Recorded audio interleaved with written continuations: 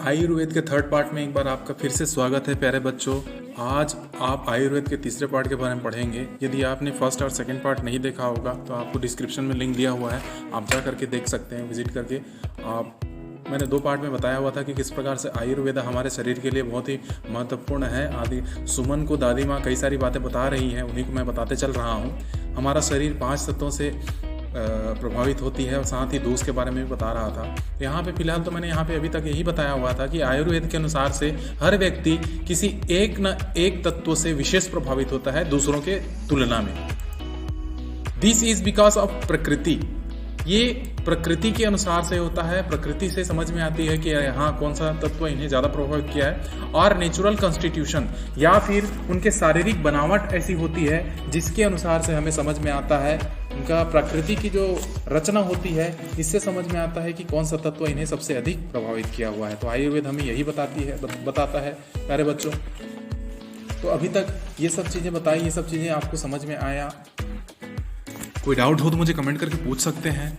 अगर ये वीडियो अच्छा लगे लाइक कर सकते हैं, अपने दोस्तों को शेयर भी कर सकते हैं। चलिए आगे बढ़ता हूँ मैं। आयुर्वेद उसकी संरचना को देख करके हमें पता चलता है कि कौन सा तत्व सबसे अधिक प्रभावित किया है। Ayurveda categorise the different constitutions into 3 different doshas. Ayurveda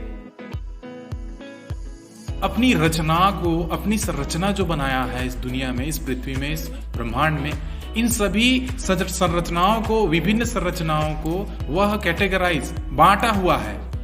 किसमें बांटा हुआ है? 3 डिफरेंट दोषास। 3 विभिन्न दोषों में बांट करके रखा हुआ है संरचनाओं को, जिससे पता चलता है कि उसकी क्या प्रवृत्ति है, कैसी उसकी प्रकृति है और कैसा उसका बनावट है। तो इन 3 दोषों, आयुर्वेद के अनुसार ये 3 दोष के बारे में पढ़ेंगे हम लोग आगे बच्चों। Yes, according to Ayurveda, each one of us has a unique mix of 3 mind body principle. Ayurveda के अनुसार से, आयुर्वेद के अनुसार से हमारा जो शरीर है, हमारा जो मन है, हमारा जो दिमाग है, हमारा जो शरीर है, वह विशेष सिद्धांत के ऊपर कार्य करती है, जिसके अनुसार से हमारा शरीर है वह अद्वितीय होता है। ये अद्वितीय जो मिश्रण है आयुर्वेद के अनुसार से, इसी की वजह से हमारा शरीर का जो शारीरिक बनावट है, हमारी मानसिक बनावट है, हमारा भावनात्मक जो संरचना है, ये जो गुण है, ये हमें अद्वितीय बनाता है, अलग बनाता है, दूसरों से अलग बनाता है। तो इसके लिए यही जिम्मेदार है, यही रिस्पॉन्सिबल है क्या, कि हमारा शरीर इन 3 दोषों की वजह से प्रभावित होती है। ये तीनों चीजें हमारे शरीर को विशेष रूप से प्रभावित करती है। इसमें इन तीनों चीजों का विशेष मिश्रण पाया जाता है, मेल पाया जाता है, जिसकी वजह से हम औरों से अलग हो जाते हैं। These doshas are the governing principles of intelligence. बुद्धिमत्ता का परिचालन सिद्धांत। गवर्निंग मतलब होता है परिचालन, संचालित करना, प्रिंसिपल सिद्धांत। तो बुद्धिमत्ता का जो सिद्धांत है, आगे जो दोष कहा जा रहा है, 3 दोष के बारे में बताया जा रहा है, ये दोष संचालित करती है हमारी बुद्धिमत्ता को। किस प्रकार से हमारे शरीर को प्रभावित करता है 3 दोष, इसी के बारे में यहाँ पे इस सिद्धांत में बताया जा रहा है। तो हमारे बुद्धिमत्ता को कैसे, हमारे शरीर है, हमारी बुद्धि है, हमारा माइंड है, ये सब हमारे शरीर को संचालित करने में विशेष भूमिका निभाती है। तो इन्हें ही प्रभावित करती है ये दोष। That literally govern everything in the universe. यही दोष पूरे दुनिया में, पूरे ब्रह्मांड के सभी चीजों को प्रभावित करती है, नियंत्रित करती है, संचालित करती है। आप ये सब देख सकते हैं, पूरे विश्व, पूरे ब्रह्मांड, यहां तक कि एंड देयरफॉर, जिसके कारण therefore each one of us including you, इसमें संपूर्ण मानव जाति समाहित है, संपूर्ण जीव जंतु इसमें समाहित है, और साथ ही तुम्हें भी मिला करके ये सब चीजें इस दोष की वजह से प्रभावित होती है। इन्हीं की वजह से हमारा शरीर संचालित होती है, चलती है, भागती है, दौड़ती है, ये सब चीजें इसी की वजह से होता है। तो आगे सुमन कंफ्यूज हो गई है, उसने कुछ क्वेश्चन पूछा क्लियर करने के लिए, स्पष्ट होने के लिए। Dadi, what kind of doshas are they? Wrong things?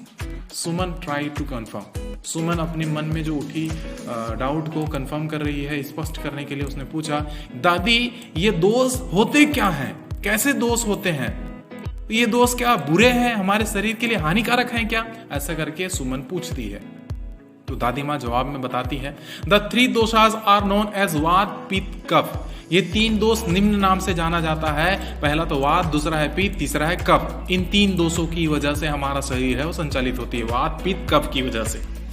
Understand these 3 doshas and how to influence them. यदि आप इन 3 दोषों को समझ लें, ये 3 दोष कैसे हमारे शरीर को प्रभावित करती है, इसके बारे में यदि आप समझ लें, you literally hold the reins of life in your hand. आप इन्हीं बातों को अगर समझ लेते हैं तो आपके जीवन का जो लगाम है, आपके जीवन की जो डोर है, बागडोर है, वो अपने हाथों में हो जाएगा। आप अपने शरीर को अपने हिसाब से संचालित कर सकते हैं। जिस प्रकार से एक रथ का जो सारथी है अपने हाथों में रखा रहता है लगाम को, घोड़े के लगाम को, और अपने अनुसार से मन चाहे जगह की ओर ले जाता है, उसी प्रकार से यदि आप इन तीनों दोषों को अगर समझ लें, इन तीनों दोषों के प्रभाव को समझ लें, तो आप अपने जीवन के उस लगाम को अपने हाथों में रख सकते हैं। अपने मन अनुसार से आप अपने जीवन को चला सकते हैं। कभी बीमार नहीं पड़ेंगे, आप अपने अनुसार से रह सकते हैं, जीवन सुखदायक और स्वस्थ रहेगा। As the dosas govern everything, जैसा कि हम जानते हैं कि ये दोष पूरे दुनिया के सभी चीजों को नियंत्रित करती है, संचालित करती है, चलाती है। If you know how to balance them, यदि आप जान जाएं कि कैसे इन्हें संतुलित करना है, you can eliminate ill health. तो आप निश्चित रूप से अपनी कमजोर स्वास्थ्य को दूर कर सकते हैं। आप अपनी बड़ी बीमारी को आप जड़ से मिटा सकते हैं यदि आप इन दोषों के बारे में जान जाएं। क्रिएट परफेक्ट बैलेंस, आप बढ़िया संतुलन, अपने शरीर में संतुलन बनाए रख सकते हैं। And therefore enjoy ideal health, और इसी के कारण आप एक अच्छा, सुखद, आनंददायक स्वास्थ्य का आनंद ले सकते हैं, एंजॉय, मजे कर सकते हैं। भाई शरीर स्वस्थ रहेगा तभी तो आप कुछ काम, मनचाहा काम कर सकते हैं।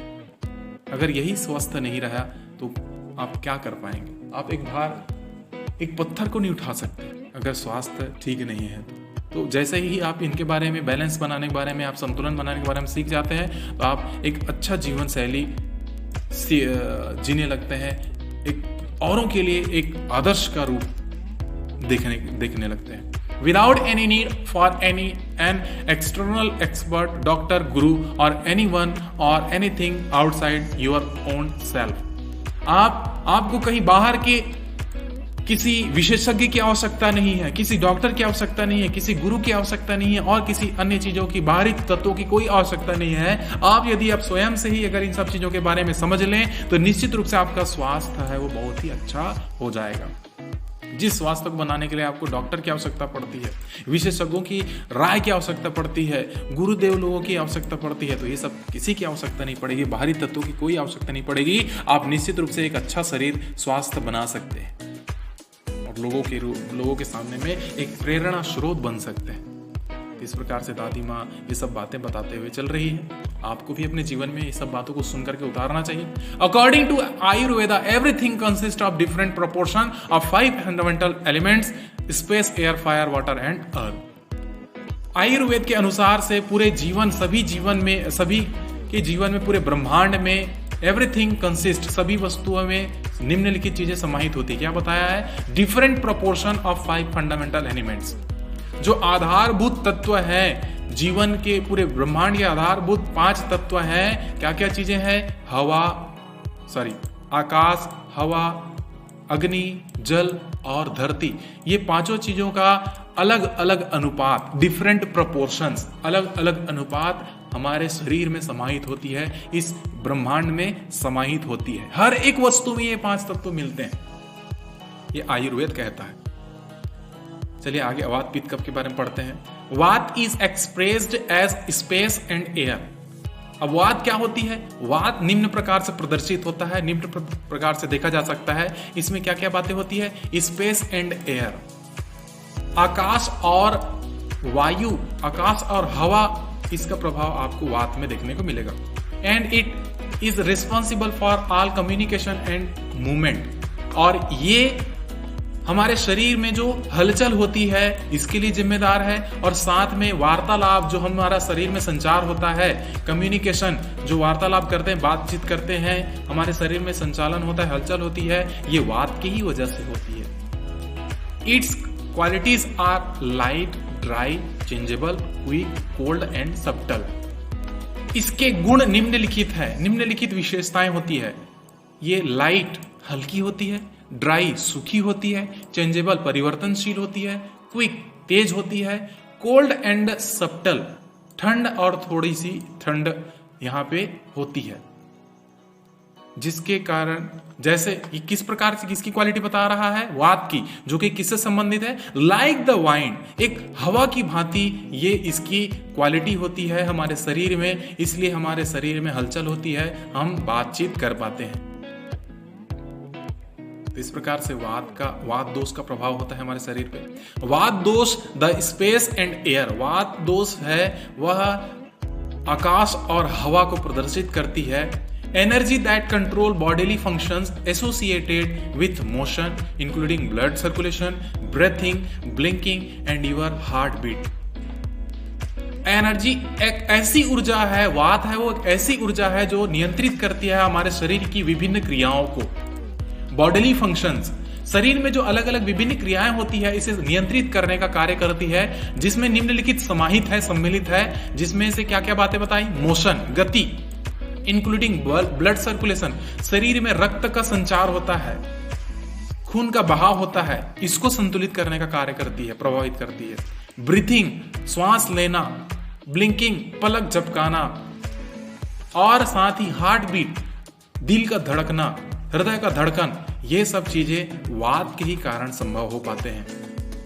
इफ केप्ट इन बैलेंस, यदि आप इन्हें संतुलित करके रखते हैं इस वात को, it leads to creativity and vitality, यह हमारे शरीर की रचनात्मक प्रणाली को बहुत सुंदर बनाती है और विटैलिटी हमें शक्ति प्रदान करती है, जीवन शक्ति हमें मिलती है इस वात की वजह से, अगर आप संतुलन बनाए रखते हैं तो। यदि इस वात में असंतुलन हो जाए तो क्या हो जाएगा, when out of balance it produces fear and anxiety.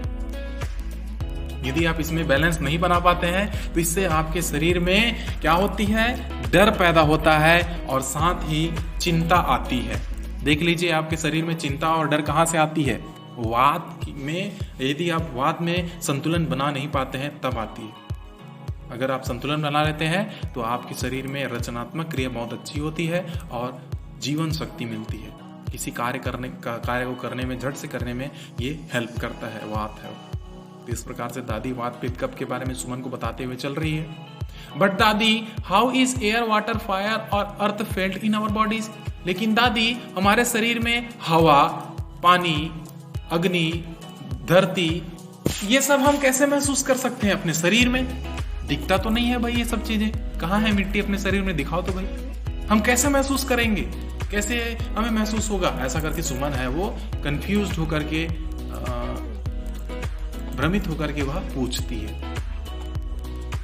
Listen carefully, दादी माँ आगे बताती है, ध्यान से सुनो। वात के बारे में बताया मैंने, पित्त के बारे में सुनो। Pitta is seen as fire and little bit water. Pitta अग्नि और थोड़ी सी मात्रा जल का, एक तरल अवस्था में अग्नि होती है, इसके भांति कार्य करती है, इसे दर्शाता है, पित्त है वो। तो पित्त का प्रभाव है वो ज्वलनशील होती है, थोड़ा हल्की सी जलन पैदा होती है अपने शरीर में, और किसके साथ में, हल्की सी तरल पदार्थ के रूप में, पानी की हल्की सी मात्रा उस अग्नि को तरलीय बना देती है, वही पित्त कहलाता है। पित्त governs all energy and transformation. पित्त ही है जो पूरे शरीर की जो ऊर्जा होती है उसे संतुलित करती है, उसे नियंत्रित करती है, और ट्रांसफॉर्मेशन, जो शरीर में जो बनावट होती है, रचना होती है, जो बदलाव आते हैं शरीर में, रचनात्मक बदलाव, उसको यह नियंत्रित करती है। पित्त की ही वजह से आपके शरीर में ऊर्जा आती है और साथ ही उसमें परिवर्तन आते हैं इन आवर बॉडी।